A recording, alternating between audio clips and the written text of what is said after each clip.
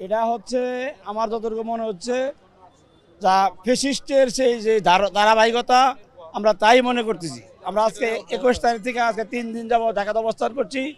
এখন না তখন, তখন না তখন এভাবে কালক্ষেপণ করা হচ্ছে। এটা অত্যন্ত মানবিক।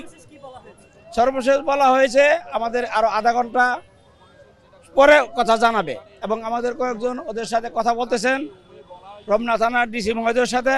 ওটা আসার পর যদি আমাদের কোনো সঠিক সিদ্ধান্ত না দেয়, আমরা এখানে এসেছি হেরেছি বলে কোনো কথা নাই, হয় জিতবো না শিখবো। কালার এক্সপার্ট, জর্জ স্যাপ এবং মাইল্ড অন হ্যান্ডস টেকনোলজি সমৃদ্ধ অরিক্স ক্রিস্টাল ওয়াশ আপনার লন্ড্রি এক্সপার্ট। আমরা যেখানে যাওয়া দরকার প্রয়োজনে রক্ত দিব, রক্ত ছাড়া স্বাধীনতা আসে না। সচিবালয়ে গত 12ই ফেব্রুয়ারি একবার আমাদের মিথ্যাভাবে আশ্বাস করা হয়েছে 15ই মার্চ আমাদের সিদ্ধান্ত জানাবে। 15ই ফেব্রুয়ারি আমাদের কোনো কর্ণপাত করে নাই এবং কোনো রেজাল্টও দেয় নাই।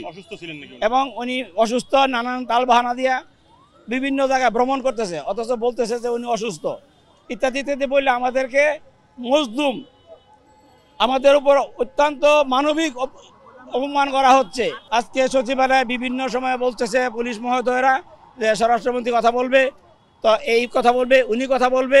আমরা তো পুলিশের কাছে আসি নাই, আমরা এই দেশের রাষ্ট্রযন্ত্র যারা কাজ করতেছেন 24শে জুলাইয়ের পরবর্তী যারা সরকার হয়েছে আমরা ওদের কাছে আসছি। আমরা পুলিশের কাছে আসি নাই, আমরা কোনো কারো কাছে আসি নাই। আপনাদের মাধ্যমে দেশ তথা আন্তর্জাতিক পর্যায়ে আমরা আমাদের যৌক্তিক দাবি, বিদ্রোহ হয়েছিল এই কথা বলে টোটাল কেটে গেছে। বলা হয়েছে এটা হত্যাকাণ্ড।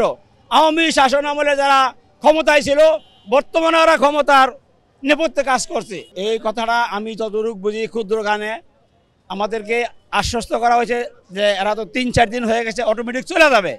আমরা এখন না হোক আজকের ভিতরে আমরা একটা ফয়সালা চাই এবং আমরা এটা করব, প্রয়োজন রক্ত দিব।